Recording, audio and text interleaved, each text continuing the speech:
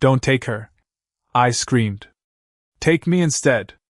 A jagged piece of mirror glass was cutting into my palm, blood slipping between my fingers and tapping onto the hardwood floor, while my 7-year-old daughter stood behind me with both hands pressed over her ears. In every shard scattered across the living room, my dead mother was smiling. 3 weeks earlier, none of those words would have made sense. My name is Emily Carter, and 3 weeks before that night, I drove home to Sacramento from my mother's funeral in Portland with a cardboard box of personal belongings buckled into the passenger seat. The antique mirror traveled separately, strapped upright inside a rented cargo van Daniel had driven behind me for nearly 600 miles. It was almost 6 feet tall, framed in dark walnut carved with roses, and heavy enough that it had taken 2 movers and my husband to get it out of my mother's bedroom. It was the only large thing I asked to keep. I told Daniel it had sentimental value, which was true, but not complete. My mother, Margaret, and I had been estranged for almost 8 years. The last time we spoke, she accused me of abandoning the family, and I accused her of choosing old secrets over her living daughter. Neither of us apologized. She died before we could decide who had been crueler. Lily had never met her grandmother. I had kept photographs of Margaret packed away because seeing her face made me angry, then guilty, then angry again. The mirror was different. As a child, I used to trace the carved roses while my mother brushed her hair in front of it every morning. Bringing it home felt like rescuing one memory that had not yet been poisoned. We placed it against the living room wall near the staircase, secured the frame with furniture straps, and covered the feet with felt pads so it would not scratch the floor. For 2 nights, nothing happened. On the 3rd night, Lily came into our bedroom a little after 11, rubbing her eyes. She asked whether Grandma was going to keep waiting for her in the big mirror every night. I sat up and asked what she meant, careful not to let my fear reach my voice. Lily said the lady downstairs had told her she was Grandma Margaret.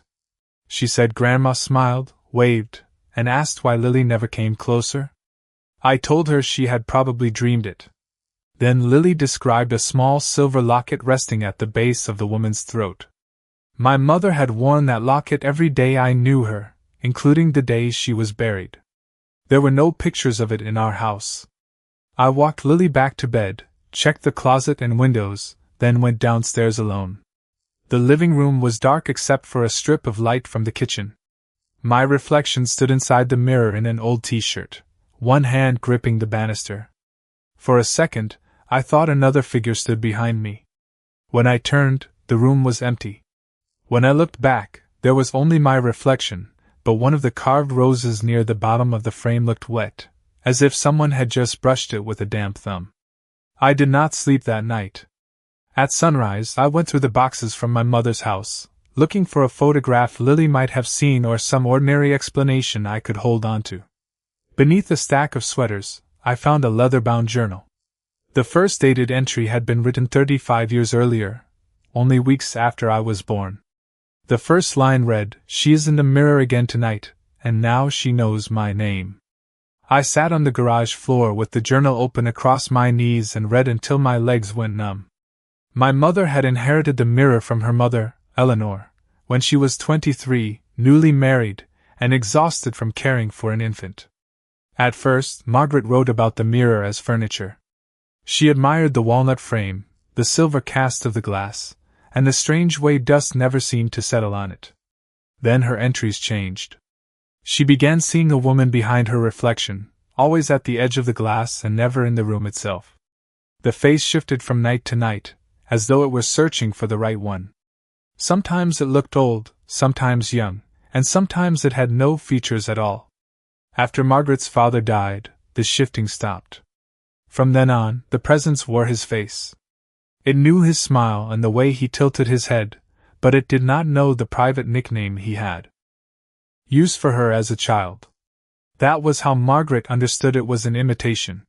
She confronted Eleanor, who finally admitted that the mirror had passed through the women in our family for generations. The thing inside it was not a human ghost. It borrowed the faces of the dead because grief opened doors that reason kept closed.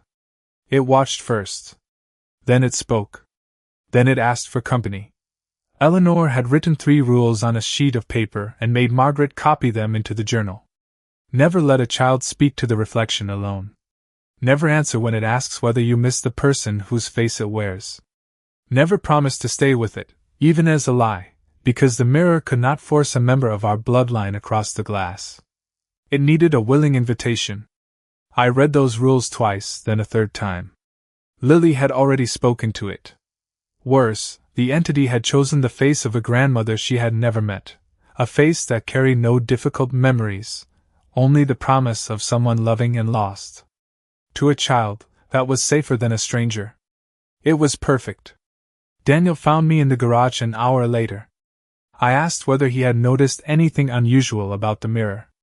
He looked toward the door before answering. 2 nights earlier, around 2 in the morning, he had walked downstairs for water and seen a woman standing behind his reflection. Her arms were folded, and her eyes were fixed on the staircase. When he turned around, no one was there. He had blamed exhaustion. I showed him the journal. He did not believe every word, but he believed enough to help me cover the mirror with a moving blanket and secure the blanket with 2 cargo straps. We agreed Lily would not be left alone downstairs. That afternoon, I called my Aunt Susan, my mother's younger sister, who still lived outside Salem, Oregon. We had barely spoken since the funeral. The moment I mentioned the mirror, her breathing changed. Susan remembered Eleanor's rules. As a child, she had watched her mother cover the glass whenever children visited or the house was left empty overnight. When Susan was 12, she woke for a drink and saw Eleanor standing before the mirror, whispering to a woman whose reflection did not match her own. The face belonged to Eleanor's mother, Susan's grandmother, and my great-grandmother, who had died years before Susan was born. Eleanor noticed Susan in the doorway, threw a cloth over the glass, and sent her back to bed. No one discussed it again. Susan also knew where the mirror had come from. In the winter of 1891, a distant relative named Eliza Vale lost her 9-year-old daughter, Clara, to fever. Eliza spent night after night talking to Clara's reflection in the glass, begging her child not to leave. According to the family's story, something finally answered. It used Clara's face and asked Eliza a single question: "Would you stay with me if I opened the way?" Eliza said yes. The next morning, relatives found the bedroom empty. The mirror was covered from the inside with small handprints. Eliza was never seen again. "Your mother should have destroyed it," Susan said. I asked why she had not. Susan was quiet for so long that I thought the call had dropped. Then she told me Margaret had tried when I was a baby. She struck the glass with a hammer, but every crack showed a different version of my face crying on the other side. She could not swing again. Instead, she covered the mirror and kept it in a locked room for years. She thought watching it was safer than letting it pass to someone who didn't know the rules, Susan said. That answer sounded exactly like my mother, controlling, frightened, and convinced she alone could carry a burden. It also changed the shape of our final argument. The old secrets I had accused her of choosing over me had not been an excuse. They had been this. After the call, Daniel and I decided to move the mirror into the garage until we could destroy it safely. We checked the journal for warnings, put on work gloves, and kept the blanket strapped around the glass. Even covered, it felt colder than the room. The frame weighed close to 200 pounds, but with a furniture dolly and both of us pushing, we rolled it through the kitchen and into the garage. Daniel locked the interior door, then tested it twice. We placed a chair under the knob on the kitchen side. For the first time all day, I felt foolish in a comforting way. We had taken practical steps. We had removed the danger from Lily. At dinner, she stared at the empty space near the staircase and asked why we had put Grandma in the dark. Daniel dropped his fork. I told Lily there was no one in the mirror and that she was never to go into the garage without us. Her expression tightened with a sadness too old for her face. "She said you would be mean because you left her alone before," Lily whispered. The words hit exactly where the entity intended. Margaret and I had not spoken for 8 years. I had ignored her last 3 calls. For one dangerous second, I wanted to ask what else the woman in the mirror had said. I wanted proof that some part of my mother remained. Then I remembered the second rule. Never answer when it asks whether you miss the person whose face it wears. I told Lily we were done talking about Grandma for the night. We kept the kitchen lights on after dinner. Daniel set an old security camera on the bookshelf facing the covered mirror and connected the feed to his phone.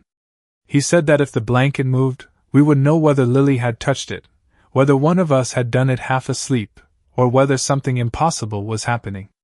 Neither of us said which answer we feared most. At 9, we took Lily upstairs. She asked me what Grandma had been like when I was little.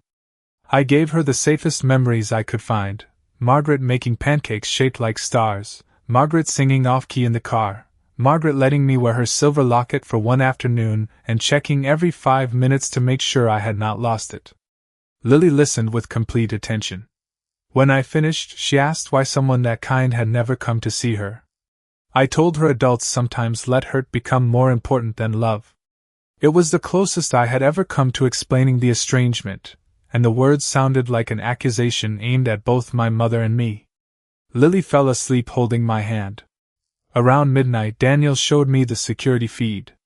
The blanket remained strapped over the mirror, but the camera image had changed. On the phone screen, a woman stood in front of the covered glass with her back to us. In the actual living room, the space was empty. Daniel raised the phone, lowered it, then raised it again. The woman existed only on the screen. She wore a blue cardigan.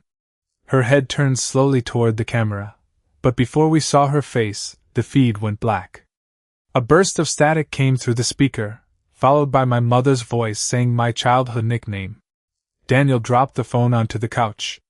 When the picture returned, the timestamp had advanced 13 minutes, although less than 10 seconds had passed. We watched the missing segment. It contained no image, only darkness and the sound of a child humming. Lily was asleep upstairs. At least, we believed she was. At 1 a.m, I woke to silence. Not normal household silence, but oppressed, airless quiet in which the refrigerator, the air conditioner, and even the trees outside seemed to have stopped. Lily's bedroom door was open. Her bed was empty. I ran to the kitchen.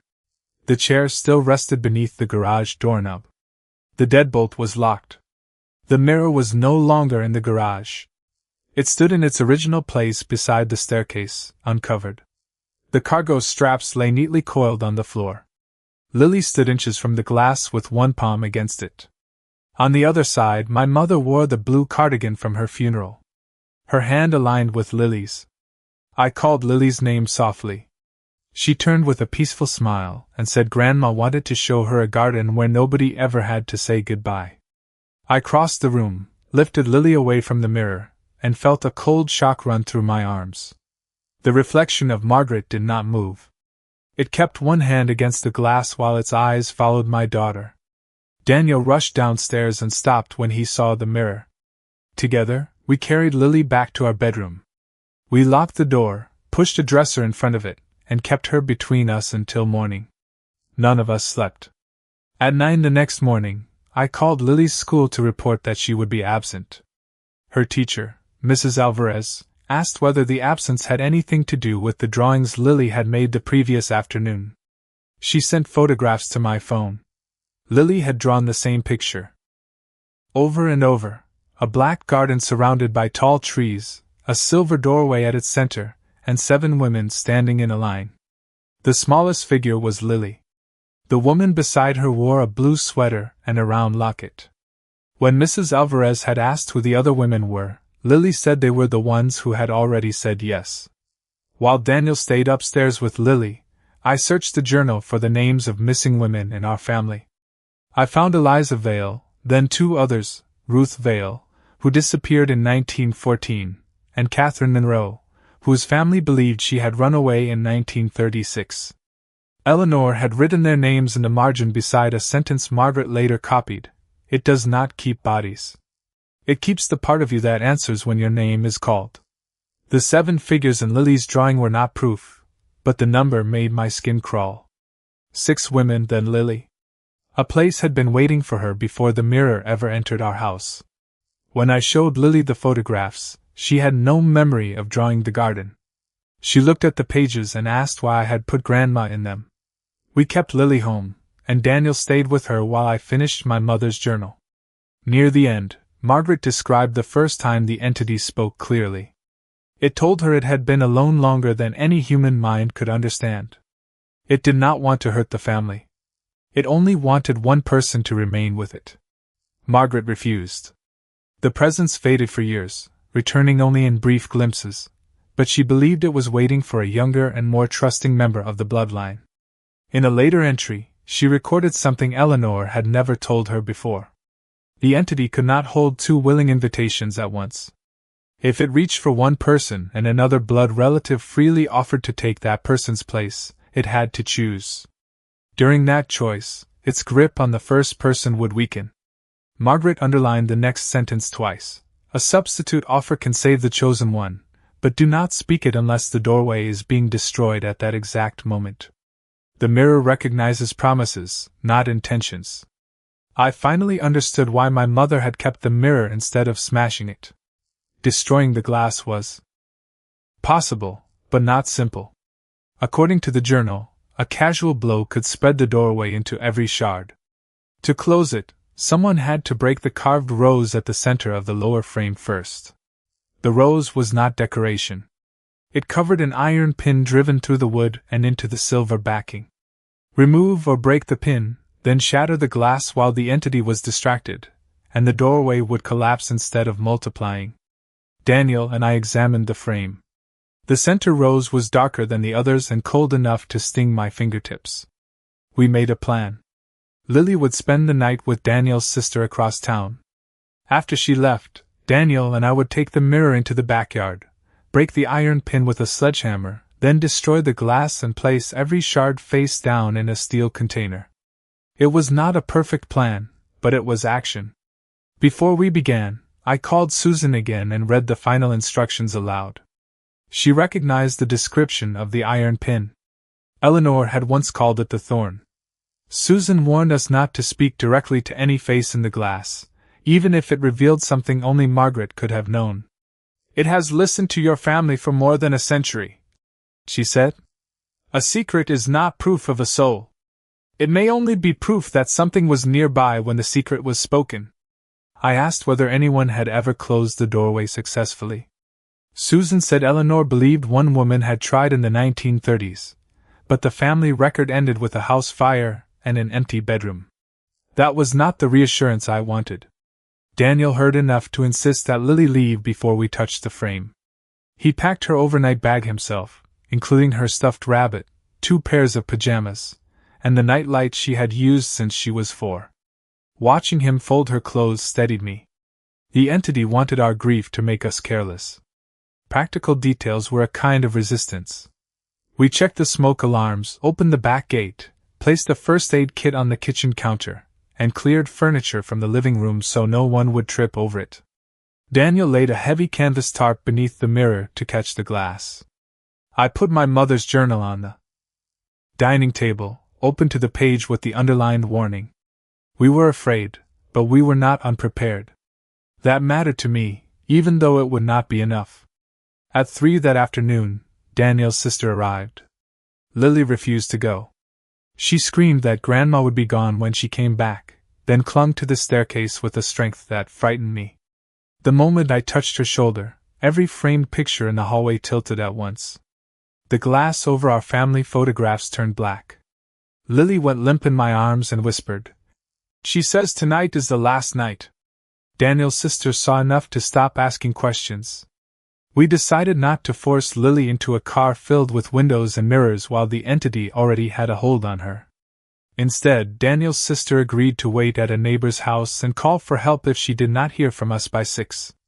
Daniel removed every small mirror from the bedrooms and bathrooms, covered the television and windows, and kept Lily with us. We planned to destroy the antique before sunset. At 5, Daniel wheeled the sledgehammer through the kitchen. The mirror's surface clouded from the inside. Margaret's face appeared, not smiling now. Her lips formed my childhood nickname, Emmy Bird. I froze. The real Margaret had called me that when I was little. The journal had said the thing could copy a face but not private memories. Either my mother had been wrong, or the entity had learned more over the years. For one suspended moment, I saw more than a face. I saw Margaret kneeling beside my childhood bed after a thunderstorm, telling me to count the seconds between lightning and thunder. I saw her hands guiding mine around a coffee mug on a cold morning.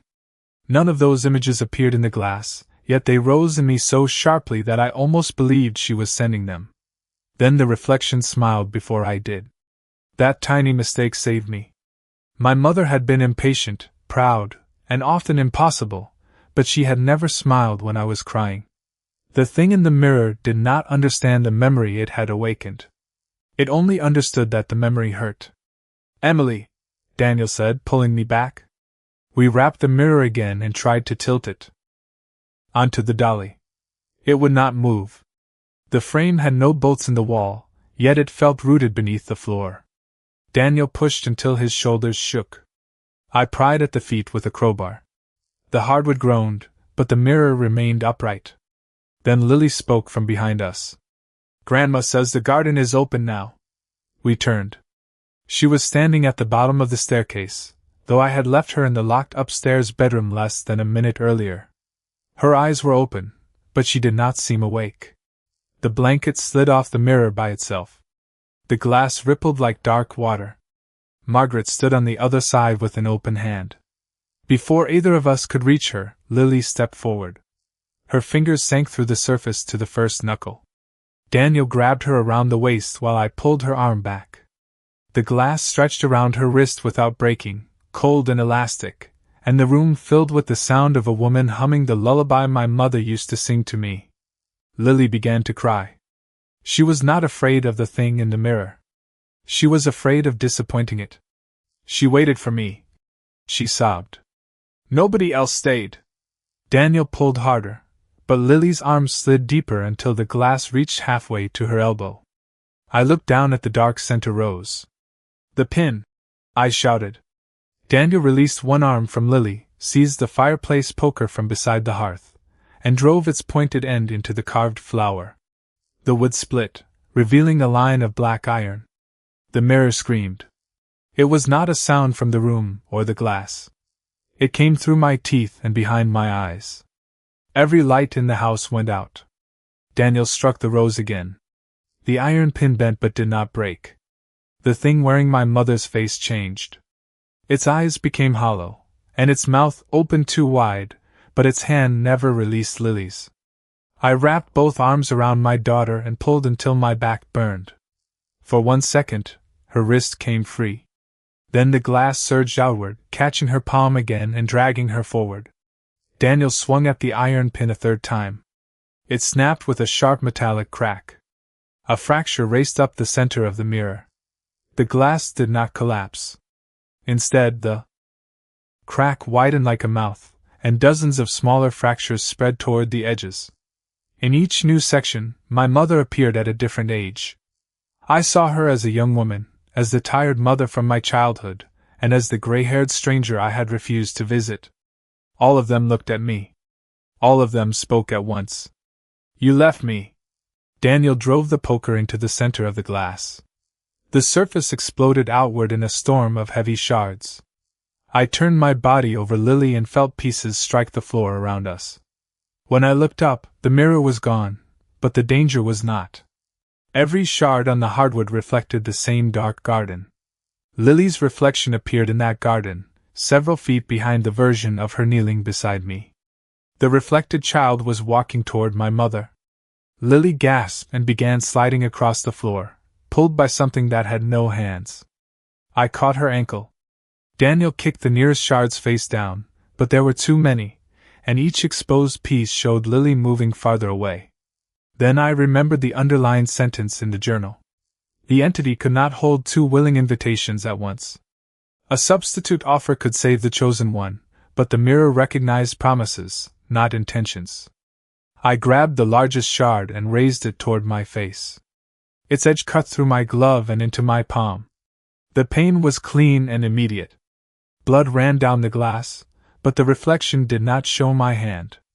It showed my mother standing in the garden, waiting. "Don't take her!" I screamed. "Take me instead!" Every shard went still. Lily stopped sliding. In the piece I held, Margaret's smile returned. A pale hand pressed against the other side, directly beneath my bleeding palm. The cold rushed up my arm, and for a terrible instant, the living room vanished. I smelled wet earth and roses. I heard a child laughing somewhere beyond a row of dark trees. Then Daniel slammed the fireplace poker onto the shard in my hand. It broke against the floor. He struck the next piece, then the next, while I turned the smaller fragments face down with my uninjured hand. The garden flickered. My mother's face stretched across the remaining shards, furious now, no longer pretending to be human. Daniel brought the poker down on the final exposed piece. The reflection folded inward like a light being switched off. The pressure released. The air conditioner roared back to life. Outside, a car passed on the street, ordinary and impossibly loud. Lily crawled into my arms. I held her against my chest while Daniel wrapped my hand in a dish towel. None of us spoke for several minutes. We could hear glass settling on the floor. At 5:43, Daniel called his sister and told her we were alive. She came back, took one look at the ruined living room and the towel around my hand, and sat with Lily in the kitchen while we made the house safe. At dawn, Daniel and I placed every fragment, including splinters of the walnut frame and the broken iron pin, into a steel contractor bucket. We wore thick gloves and turned each piece face down before covering it with sand. Daniel took the sealed bucket to a municipal transfer station and watched while the contents were loaded into an industrial glass crusher. I called Susan and told her the mirror was gone. When I repeated the words I had used to distract the entity, she did not sound relieved. "You offered yourself," she said. I reminded her that the doorway had collapsed before anything crossed. Susan asked whether my blood had touched the glass. I looked at the bandage around my palm and did not answer. Lily slowly returned to herself over the next few weeks. She stopped talking about the garden. She slept with her bedroom door open and a nightlight beside her bed, and one of us stayed with her until she fell asleep. Daniel removed every unnecessary mirror from the house. The ones we kept were small, plain, and covered at night. I locked my mother's journal in a drawer, but I read it often. Between 2 pages near the back, I found a letter addressed to me. Margaret had written it during the last year of her life. She apologized for the years of silence. She said she had pushed me away because the entity had begun using my face whenever she looked into the mirror. She feared that speaking to me would teach it my voice, my memories, and eventually the way to my child. She had called 3 times. Near the end because she knew she was dying and wanted to warn me, but shame made her leave no message. The letter ended with one sentence: "Emily, grief will ask you to open every door love once used, but not everything waiting outside is someone you lost." I cried for my mother then, not for the woman in the blue cardigan or the smiling face in the glass, but for the frightened person who had spent most of her life guarding a doorway alone. Months passed. Our house became ordinary again. Then, late one evening, I sat at my vanity brushing my hair before bed. We had replaced the old vanity mirror with a small round one from a department store, new glass and a new frame with no connection to my family. I was tired, and at first I thought that explained what I saw. My reflection lowered the hairbrush a fraction of a second after I did. I raised my injured hand. The reflection raised the other one. A thin red line appeared across its palm, exactly where the shard had cut mine. Behind my reflected shoulder, roses climbed through darkness. I did not turn around. I placed the mirror face down and called for Daniel. Before he reached the room, my mother's voice whispered from beneath the glass, close and patient. "You said yes." That was when I understood the truth. We had destroyed the doorway in the living room. We had saved Lily.